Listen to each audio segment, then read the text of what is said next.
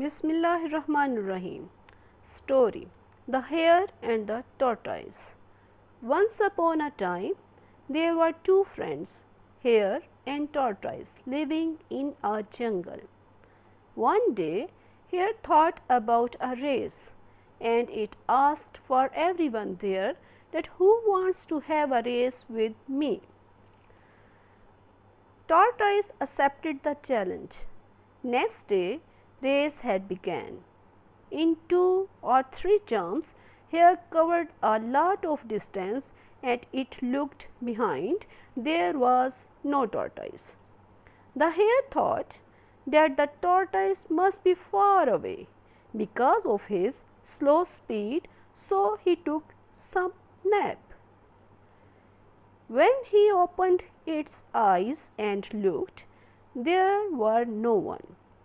Hare took 3 or 4 jumps and reached the ending point, where it saw that the tortoise was already there.